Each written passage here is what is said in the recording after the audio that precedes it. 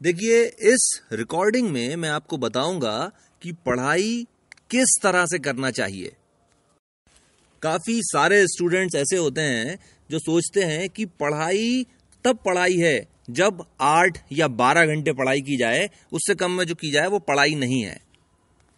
लोग बकायदा time table बनाते हैं कि यार ऐसे करके चलेंगे ना तो हम एक दिन में 8 घंटे पढ़ लेंगे, या ऐसे करके चलेंगे तो 12 घंटे पढ़ लेंगे।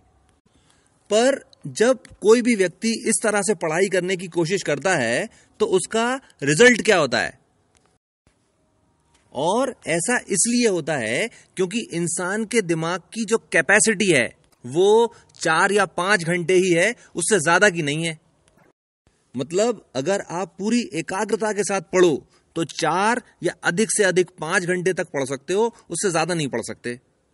अब इसकी वजह भी समझ लीजिए। हमारा दिमाग जो है वो आसपास जितनी भी चीजें हो रही होती हैं उन सब की इंफॉर्मेशन लेता रहता है और उन्हें लगातार प्रोसेस करता रहता है। खुशबू आ रही है यार, मम्मी है ना ये बना रही होंगी। गाड़ी की आवाज, पापा आ गए।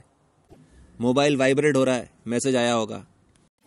तो दरअसल ये जो है ये दिमाग का सहज स्वभाव है, हर चीज पर ध्यान देना, हर इंफॉर्मेशन को प्रोसेस करना और हमें बताना कि ये हो रहा है। जंगल में आजाद घूमने वाले शेर को अगर आपने एक छोटी सी चेन से बांध दिया तो वो शेर जो है वो पूरी ताकत लगाएगा उस चेन से बाहर निकलने की, और इसीलिए दिमाग थक जाता है।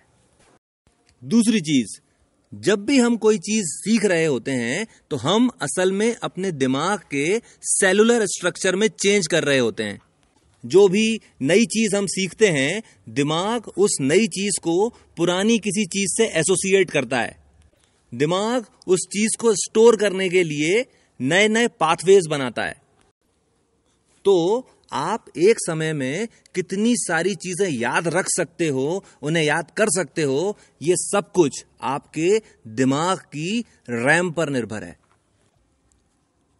1 GB की रैम पर अगर 16 GB डाटा डाल दिया जाए तो सिस्टम हैंग हो जाएगा। तो बजाय ये पूछने के कि कितने घंटे पढ़ना चाहिए, सवाल ये होना चाहिए कि कैसे पढ़ना चाहिए। देखिए, थोड़ा थोड़ा करके हाथी भी खाया जा सकता है।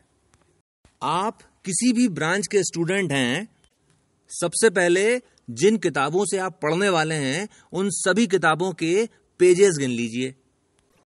एक सेमेस्टर 6 महीने का होता है, यानी 180 दिन हो गए। इसको डिवाइड कर दीजिए और आपको एग्जैक्टली पता चल जाएगा कि पूरे कोर्स को खत्म करने के लिए आपको रोज 11 पेजेस पढ़ना है। अब केवल पढ़ने की बात कर रहा हूं मैं। 11 पेज बड़े आराम से 1 घंटे में पढ़े जा सकते हैं। यानी अगर आप रोज 1 घंटे पढ़ रहे हो तो आपका पूरा कोर्स 6 महीने में खत्म हो जाएगा। आप 2 घंटे पढ़िए, आपका पूरा कोर्स 2 बार हो जाएगा। 3 घंटे पढ़िए, 3 बार हो जाएगा। और 4 घंटे अगर आप रोज पढ़ते हैं तो आपका कोर्स 4 बार हो जाएगा। और जब 4 बार रिवीजन करके आप एग्जामिनेशन हॉल में आंसर लिखने बैठोगे तो आपको सोचना नहीं पड़ेगा, आपका पेन अपने आप चलेगा। अब अगर आप किसी भी स्कूल या कॉलेज के स्टूडेंट हो तो 5 साल के क्वेश्चन पेपर और सिलेबस, इन दोनों चीजों को 5-5 बार पढ़ लो। आपको इंटरनल चॉइस समझ में आ जाएगी। देखिए, एक यूनिट में आमतौर पर 2 या 3 चैप्टर्स होते हैं। जब भी एग्जाम होगा तो एक यूनिट के दोनों चैप्टर्स में से क्वेश्चंस आएंगे और उसमें चॉइस होगी। तो बजाय इसके कि आप एक यूनिट के 2 चैप्टर करें, आप एक चैप्टर छोड़ सकते हैं क्योंकि वो तो चॉइस में आएगा। अगर एक यूनिट में 3 चैप्टर्स हैं तो आप 2 कर लो, 1 छोड़ दो। यानी जो 2000 पेजेस हमने गिने थे उनमें से 1000 पेजेस तो इंटरनल चॉइस में आएंगे। यानी भले ही हमें उनका आंसर आता हो, हम नहीं लिख सकते उसका आंसर। इसका मतलब ये हुआ कि आप किसी भी ब्रांच के स्टूडेंट हैं, आप आधा कोर्स आराम से छोड़ सकते हैं। अब फिर से गणित लगाते हैं। अब आपको रोज 5.5 पेज पढ़ना है। यानी अब अगर आप रोज 1 घंटे पढ़ रहे हो तो आपका पूरा कोर्स 6 महीने में 2 बार हो जाएगा। 2 घंटे पढ़ते हैं तो 4 बार हो जाएगा, 3 घंटे तो 6 बार, और 4 घंटे तो 8 बार पूरे कोर्स का रिवीजन हो जाएगा।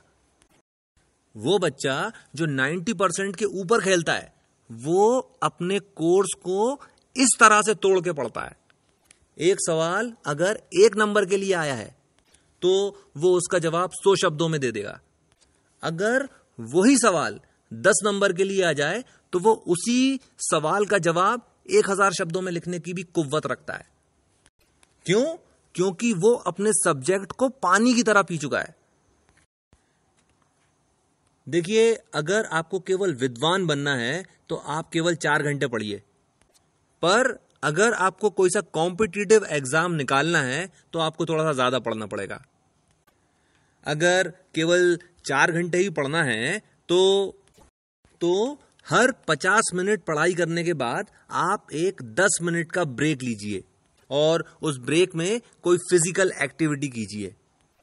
इससे फायदा यह होता है कि दिमाग में ऑक्सीजन की सप्लाई बढ़ जाती है, जिससे आप जो कुछ भी याद करने की कोशिश कर रहे हो वो सब आपके दिमाग में छपता चला जाता है। पर अगर आप किसी कॉम्पिटिटिव एग्जाम की तैयारी कर रहे हैं तो आपको यकीनन 4 घंटे से ज्यादा पढ़ना पड़ेगा। तो आप पोमोडोरो टेक्निक से पढ़िए। इसमें हर 25 मिनट पढ़ाई करने के बाद 5 मिनट का ब्रेक लेते हैं, और ब्रेक खत्म करने के बाद वही सब्जेक्ट नहीं उठाते, दूसरा सब्जेक्ट उठा लेते हैं। क्योंकि आप बार बार ब्रेक लेने के बाद अलग सब्जेक्ट पढ़ते हो, आपका दिमाग बहुत तेजी के साथ अलग अलग तरह की इंफॉर्मेशन को प्रोसेस करना सीख लेता है। भाई, कॉम्पिटिटिव एग्जाम्स में वही आदमी तो क्वालिफाई करता है जो सभी तरह की इंफॉर्मेशन को बहुत तेजी के साथ प्रोसेस कर सकता हो। अगर एग्जाम में 10-15 घंटे दे दिए जाएं सॉल्व करने के, तो लगभग सभी लोग पूरा क्वेश्चन पेपर सॉल्व कर लेंगे। पोमोडोरो टेक्निक का फायदा यह है कि इससे आपकी दिमाग की प्रोसेसिंग स्पीड बहुत ही ज्यादा तेज हो जाती है, क्योंकि आप बार बार सब्जेक्ट चेंज कर रहे होते हो। दूसरा सबसे बड़ा फायदा इस टेक्निक का यह है कि आपकी ओवरऑल स्किल्स बढ़ती हैं। जितनी भी साइंटिफिक स्टडीज करवाई गई हैं स्टूडेंट्स पर, उन सभी के हिसाब से पोमोडोरो टेक्निक जो है ये बेस्ट टेक्निक है पढ़ने के लिए। पर फिर भी एक सवाल जो अभी भी खड़ा हुआ है सामने कि एक दिन में कितने घंटे पढ़ना चाहिए। किसी भी हालत में एक दिन में 6 घंटे से ज्यादा पढ़ाई नहीं करना चाहिए। 6 घंटा 1 मिनट तो अति हो गई। देखिए, अगर आप सही मायने में किसी चीज को अच्छे से सीखना चाहते हैं तो सबसे अच्छे रिसोर्सेज का इस्तेमाल कीजिए। यानी सबसे अच्छी किताब खरीदिए, सबसे अच्छे टीचर से पढ़िए और सबसे अच्छे तरीके से पढ़िए। अगर आप 6th क्लास में भी पढ़ाई कर रहे हो तो भी सबसे अच्छे रिसोर्सेज का इस्तेमाल कीजिए। आप सोच भी नहीं सकते कि कब का याद किया हुआ आपको कब एक नंबर दिलवा देगा जिससे आपका सिलेक्शन हो जाएगा। भाई, जितने भी कॉम्पिटिटिव एग्जाम्स होते हैं उन सभी में 6th से लेकर 10th तक के बीच का ही तो आता है। ऐसा क्यों? क्योंकि 11th और 12th में लोग अपना सब्जेक्ट चेंज कर लेते हैं। दूसरी चीज, अगर आप स्टूडेंट हैं तो आपके पास मोबाइल में विकिपीडिया और फ्री डिक्शनरी दोनों एप्लीकेशंस होना चाहिए। अब अगर आपकी जिंदगी के कोई बहुत बड़े मकसद नहीं है तो आप क्या करना कि पूरे कोर्स के पेजेस काउंट करना, सिलेबस और 5 साल के क्वेश्चन पेपर्स देखना और आधा कोर्स याद कर लेना।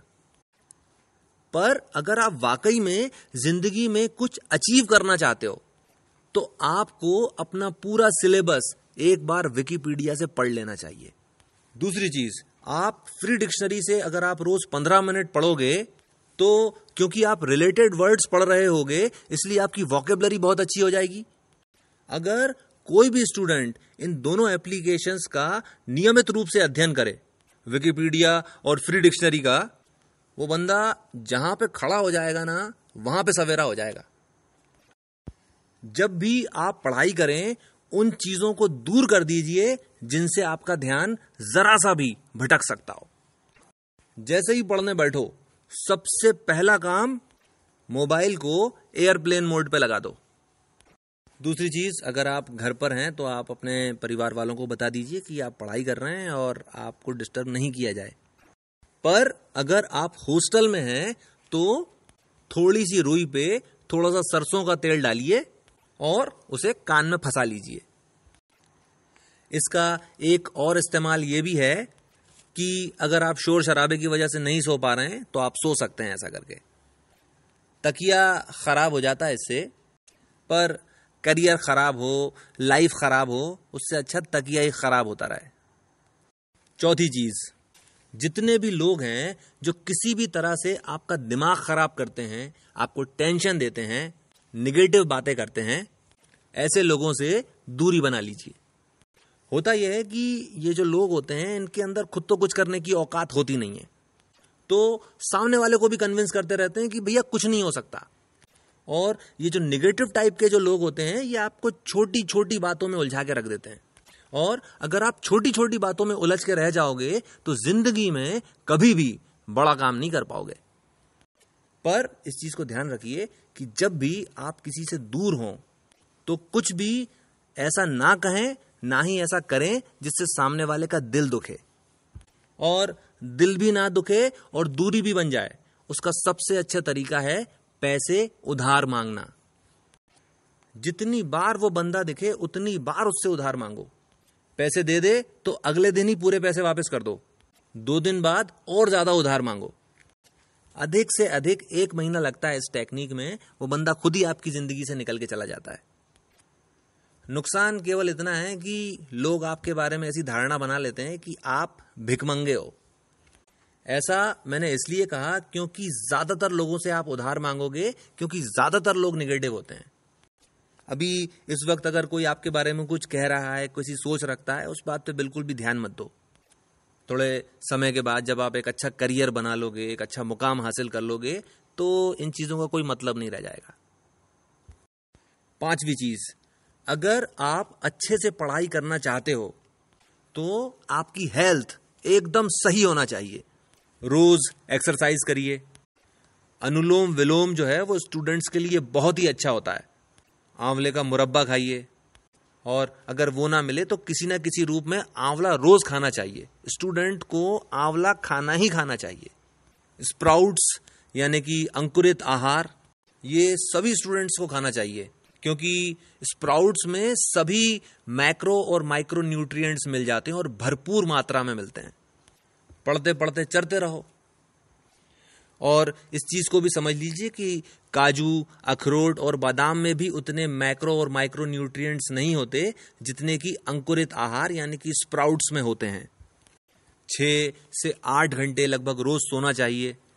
इन 5 चीजों का आप ध्यान रखेंगे तो आपकी हेल्थ जो है, स्वास्थ्य आपका कभी भी खराब नहीं होगा। अब कभी कभी ऐसा भी होता है कि हमारा पढ़ने लिखने में मन नहीं लगता, और बहुत सारे स्टूडेंट्स की तो सबसे बड़ी परेशानी ही यह है कि उनका पढ़ाई में मन नहीं लगता। मन लगाने का केवल एक तरीका है। आप क्या करो कि एक बड़े से कागज पर मोटे मोटे अक्षरों में लिखो कि मैं क्यों पढ़ाई कर रहा हूं, और उसको अपनी स्टडी टेबल पर इस तरह से रखो कि उसके ऊपर नजर पड़ती रहे। थोड़े से दिनों में यानी लगभग 1 महीने में ये चीज जो है आपके सबकॉन्शियस में चली जाएगी और फिर आपका मन लगने लग जाएगा।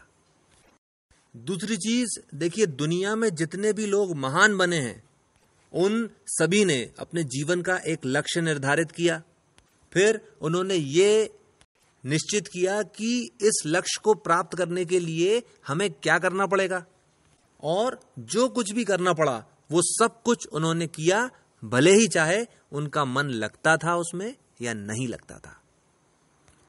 आखिरी चीज, कोई भी चीज अगर आप सीखना चाहते हो तो आपको वो चीज बार बार दोहराना पड़ेगी। Repetition is the mother of all knowledge. देखिए, मेमोरी रिटेंशन पर बहुत सारी साइंटिफिक स्टडीज की गई हैं, उनसे ये ग्राफ सामने आता है।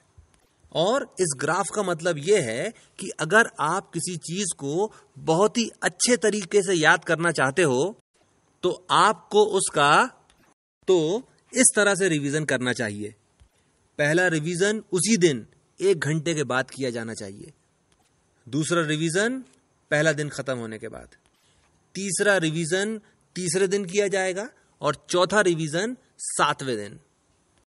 5वां रिवीजन 14वें दिन किया जाएगा और उसके बाद इस चीज को हर 30 दिन के बाद रिवाइज करना चाहिए। अब इस तरीके की जो सबसे बड़ी खूबसूरती है वो ये है कि आपको कहीं भी कुछ भी याद करने को नहीं कहा जा रहा। जितने भी टाइम इंटरवल्स बताए गए हैं उतने टाइम इंटरवल्स पे आप उस चीज को पढ़ के देख लो और आपको सब कुछ याद होता चला जाएगा। और यही इस रिकॉर्डिंग का सार है। आप कभी भी कुछ भी पढ़ो, आप कुछ भी याद करने की कोशिश मत करो, आप केवल पढ़ो और नियमित अंतराल पर उस चीज को रिवाइज करते चले जाओ और आप उस चीज को पूरी समग्रता के साथ सीख लेंगे। और यही किसी भी चीज को याद करने का सबसे ज्यादा टाइम एफिशिएंट और परमानेंट तरीका है। इसके साथ मैं अपनी बात खत्म करता हूं। इस चैनल को सब्सक्राइब कर लीजिए और मुझे 8962512015 पर व्हाट्सएप पर हाय लिखकर भेजिए और मैं आपको अपनी ब्रॉडकास्ट लिस्ट में शामिल कर लूंगा। आपने मुझे इतना समय दिया, थैंक यू वेरी मच।